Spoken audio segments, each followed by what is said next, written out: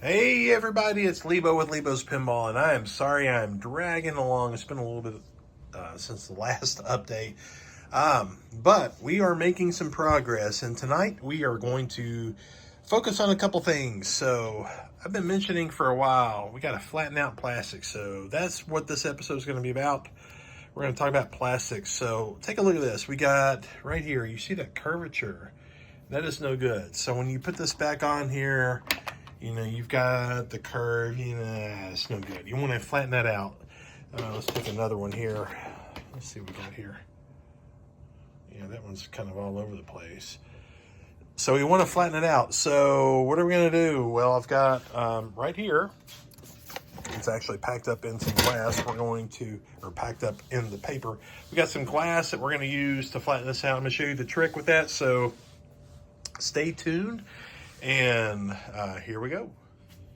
All right, so what we've got here is just a couple sheets of glass. It's not tempered glass, but it's just regular glass. And the reason why I've got this all wrapped up is that a buddy of mine, the Pin Doc, he and I share some tools, and this is one of them. Just doing some jobs here and there. And what's nice about this glass is that you can take these two sheets, get them nice and clean. They're probably already perfectly clean except for a little piece of tape here. And you take your plastics and you put them right here within the two pieces of glass, which give it the weight, the nice and flattened out. And you put it under some heat carefully and let it kind of just over some time flatten itself out, and then you let it cool, and when you're done you've got perfectly flat plastic. So we're going to get this glass prepared, clean it up here, and go ahead with the first plastic.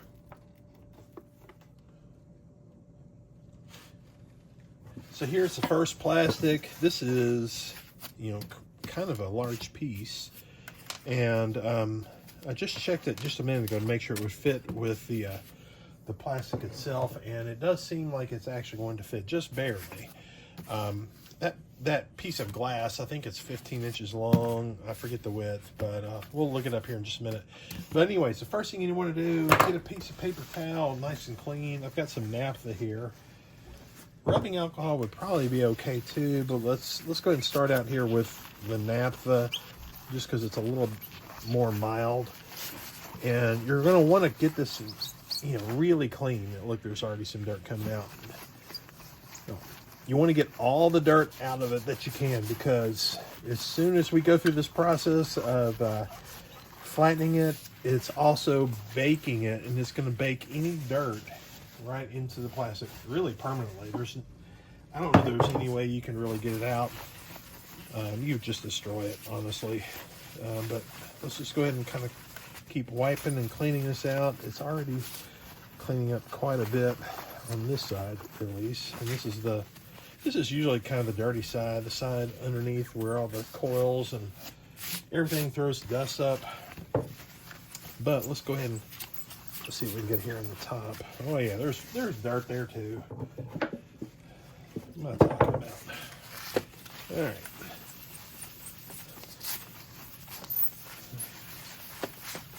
Get it nice and clean.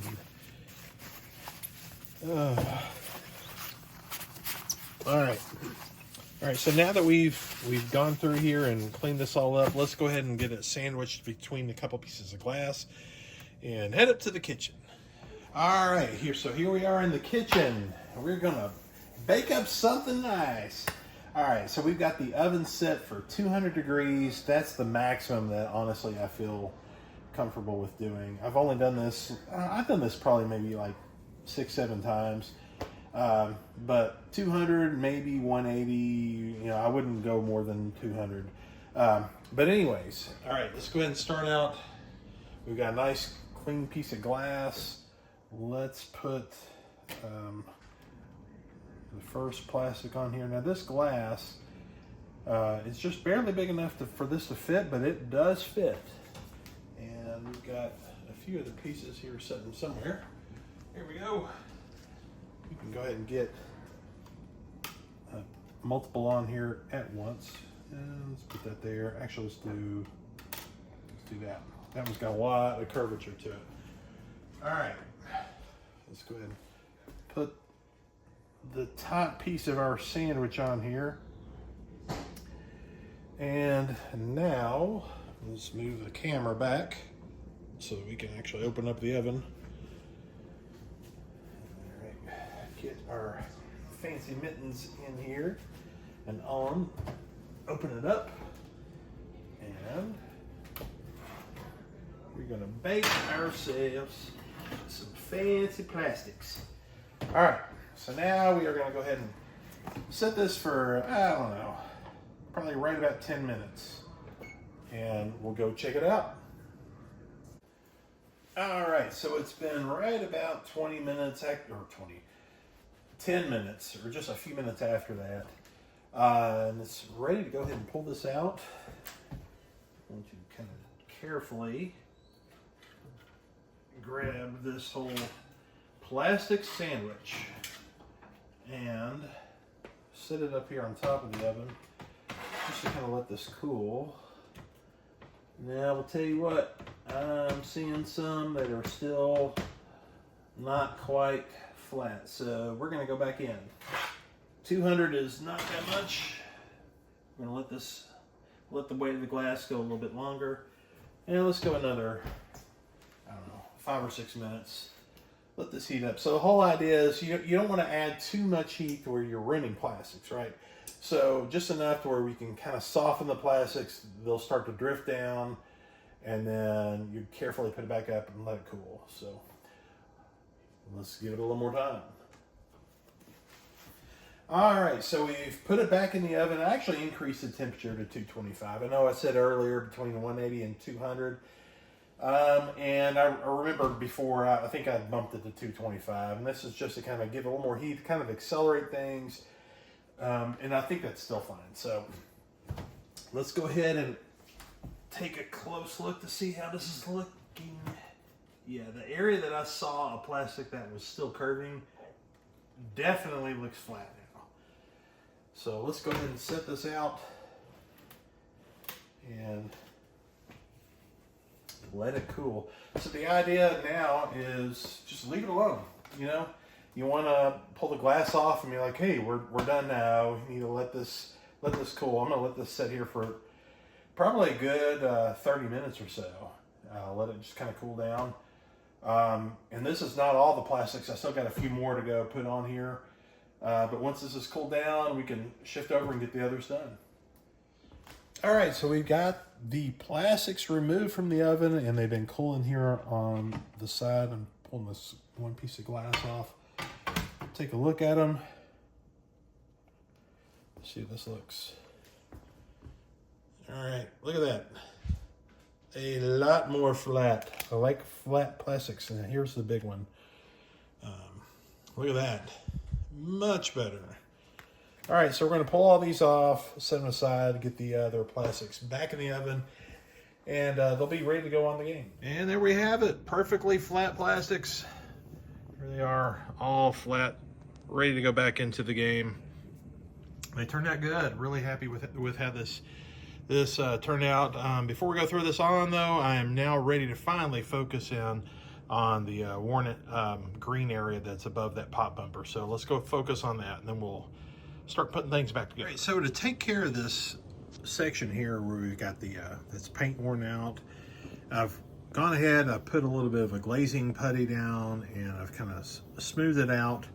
Might put a little bit more to kind of smooth it a little bit more, but anyways, to try to match the green paint, I've got a little bit that I've got here that will match pretty close, but the little concern I've got is, you know, what's it going to look like? You know, is it going to see this whole little, you know, blotched in area? So this is a little more work, but I may take all this out and kind of mask off all of the areas all the way around through here, and then just repaint this whole green area. That way it's all kind of uniform. And, you know, standing back from here from a player's perspective, you won't notice it so much, even if the green is just slightly different. And that way it's just, you know, it just looks uniform. Now right here, there's not a parting line, but I may actually part it right there because it's so close. And same way here, versus having to redo all of this up here. I don't think that I want to do that. But if I do this whole area, you know, that should help it look, you know, pretty uniform. Kind of like what we did over here. That whole area there, that turned out really, really good. But that's a different color. You got parting lines all the way around. Same thing here. You know, we got parting lines. So the only thing is that the green there, green here. You know, just got to get it really, really close. So, all right, let's throw some paint down.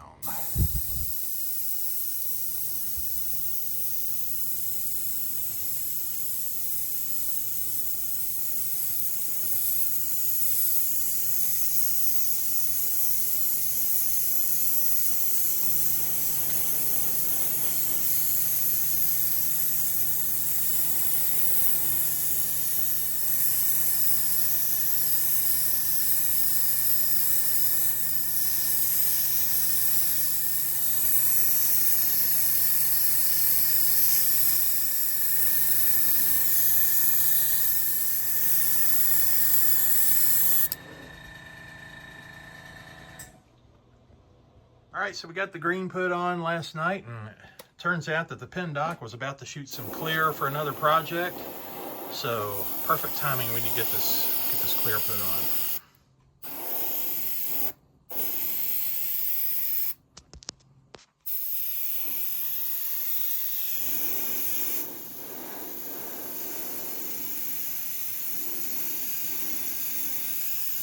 All right, so now we got the clear on here. It really looks nice. The one area that we had to repair, you can still see a little bit of a kind of the divot in there. And right now the sheen, it's of course it's wet and it's real shiny. You know, the sheen's not, of course, not matching the rest. But what I will do once this is fully dry, and we're back in my shop, I will take Novus number 2. And I will basically just kind of go, you know, rub all this down, and it basically will match or it should match real close to the same type of sheen that's all around, you know, the adjacent areas. So it's coming along.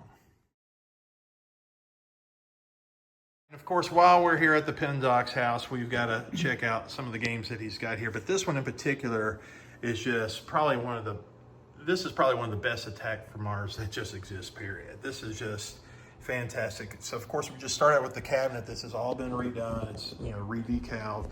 Notice that all the hardware has all been powder coated in black, which just looks really classy and just matches perfectly for the game. But the most important thing is just check out everything here in the play field. Of course, we've got Invisiglass in here. There's no glare at all, but just some of the crazy details that are done. And I want to focus in on a couple things. So check out, look at this guy.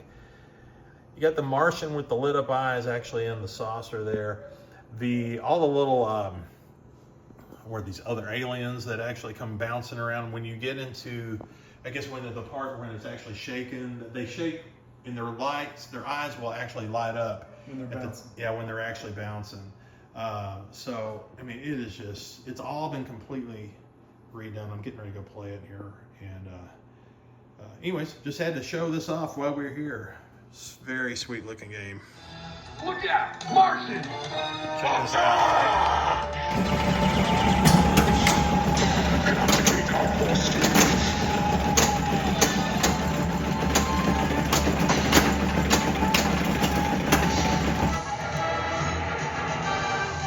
Get the truth.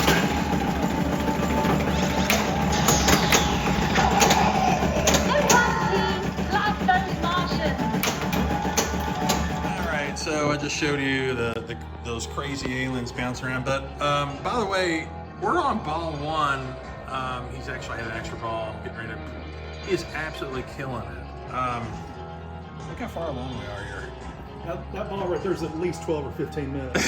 Yes. And 3 extra balls on ball 1. Sometimes you just get in the zone. This is definitely one of those times.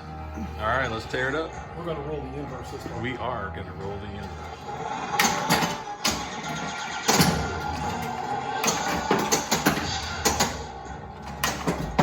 This is crazy. crazy. This is still all ball one.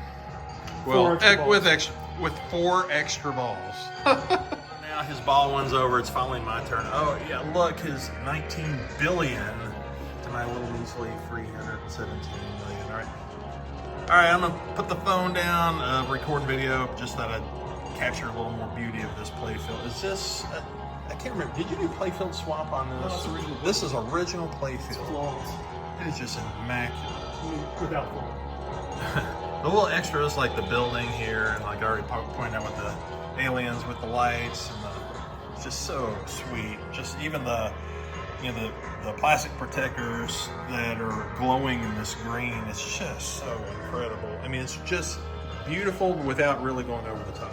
All right, that was a good break to play a little bit there at the Pendoc's house when we got all the clear coat put down. So now we've got the playfield back here in the shop. It's had a couple days to dry, and what I'm going to plan on doing now is get some sandpaper out and some water and do a little bit of wet sanding. So I'm going to start out actually with the 2000 grit, the stuff that I basically would try to use that is the least abrasive, and just try to see if that is just enough to kind of knock down all the high points and start getting some of the sheen to kind of start matching some of the stuff that's in the area. And then we're going to follow it up with the Novus, and that will really help to try to blend it all in. So yeah, it's super shiny here, but we've also got like all the real close little little spots that we want to try to take care of, and I think the sandpaper will help a lot. Just like we did over here, this was kind of the result of all that, and it's very uniform. It just blends in. So that's the goal. We're going to knock this out. And I tell you what, though, we're going to go ahead and stop it for now. That we've got a lot of stuff put in this video, and this is a good time to go ahead and stop. So tune in next time, and you can see how this is playing out. Thanks for watching. We'll see you guys next time.